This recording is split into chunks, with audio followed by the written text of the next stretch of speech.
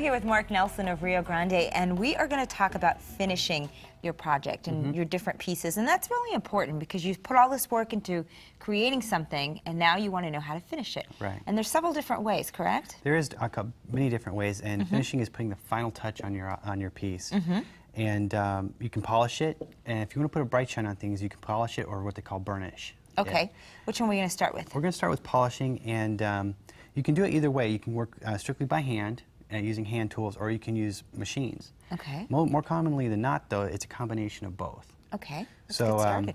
to get started, I'm going to take a bracelet, and if I had any rough marks that I needed to get out, I would start as rough as I can with like a file, and just come in and do my shaping and start my finishing work that way. Okay. And once I get to a point where I'm done with the file, because we don't want to spend all day doing this, we're going to go through sandpaper.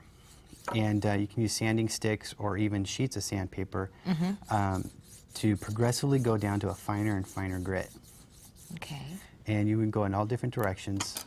And so it's just different grits that you see on. it's different grits, and it is time consuming to do it this way. And you know, it's good for large objects, but if you're doing really small things, it could be really, really tedious. Okay. So you would go there, and your final thing to do, if you're doing this by hand, is to actually take a hardened steel tool and burnish it, and that would put a bright polish on there. Oh, look at that. Okay? So we're already starting to put a polish on there, a burnished finish. Now, if we're working smaller, for like in this case, I have some cast flowers. Okay. And that white finish you see on there is the surface of fine silver that's left over from casting.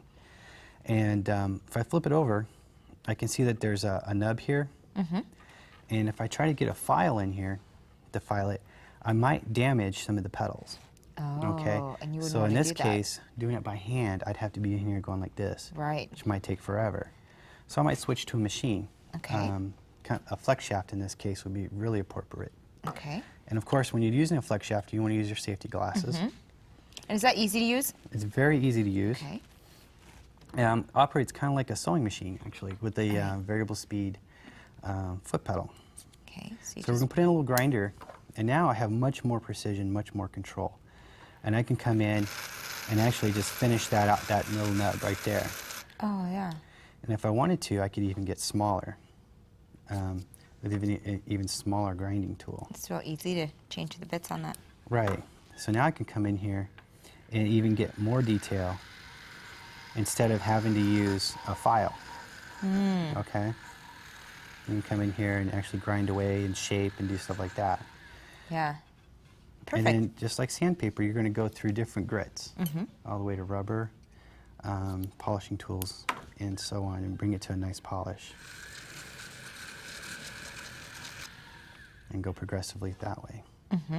And the nice thing about rubber wheels is that you can get detail, like on this bronze piece right here. So it all depends on the type of size that you're using on that with the rubber piece. Right. This has a very nice knife edge on there, so I can cut in a very fine grit. So I can come in and just polish Wow. that one little area. So you can really get down to the nitty-gritty on this one. Right. Okay. Perfect. And there's also another machine that you can use, which is called a lathe, a polishing lathe. Now the nice thing about a polishing lathe is it's much bigger and quicker. So on my bracelet here, if I have a large item, I can come over here, turn that on, and it's going to do this very quickly. So I'm not having to spend a lot of time doing it. Okay. I can go from one to another. See? Oh, yeah. So it just all depends on which side you use. Right, and I can get that to a very bright polish. So. Perfect. Okay. And then another thing that you can do is you can use a tumbler that has steel shot in there, and it's just like burnishing by hand, only there's little steel shot in there. And if we put a piece in there like this, that's fresh and just cast, and we'll put it in there and tumble it for a couple of hours, it'll come out all bright and shiny. And what's in this? What's the components This is of that? steel shot, Okay. all different sizes. It's polished, so it's very, very smooth. And if you run that, these rub against your piece and actually put on the bright shine. So it almost is the same thing as that one piece that you were showing by hand. Exactly. So it's almost the It's same doing thing exactly as the that, same thing as this right here. only doing it with a lot more power and really a lot more of them. That's right. It's doing it for you. So you're not Okay. sitting here doing that. You can sit that on your bench or in a closet, and it'll run for 2 or 3 hours, and your pieces will come out bright and shiny. And what are all these in here? These are all the different types of rubber discs that you use for polishing, and this will actually put on a finish very similar to that. Okay. And it's the same for the little guys here. So there's a kind of a color code, and you can see right on the top that it tells you. Right. And then what about these in here? These are the rubber wheels that I use, and they're again they're color coordinated from roughest to finest. This is what I use to like a really rough sandpaper to remove material, and I get progressively finer to where like I use this to put that polish on the bronze piece. Okay. Most pieces do need to be started off by hand so that you can grab the details, because most machines don't discriminate. They polish everything whether you want it polished or not. Okay. They're going to polish Even it, though you're controlling it. even though you're controlling it. Has a one-track mind. That's right. For big areas, you use a big tool, like the big 3-inch disc here. But if you're looking in a small area, that's going to be way too big. Okay.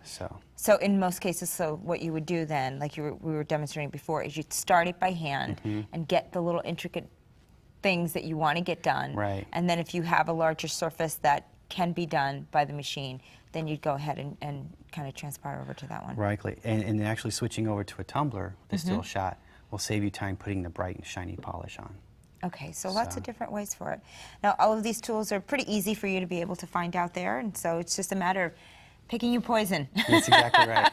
Just deciding what it is that goes perfectly. Now, you know, I always love when you come on because it's nice to be able to simplify. Sometimes when you see all of these things, you think, oh my goodness, I don't know what to choose and how I'm going to use certain things, but it's nice to be able to have choices. Well, thank you. Yeah, it's great working with you, Mark. We will be right back in just a minute.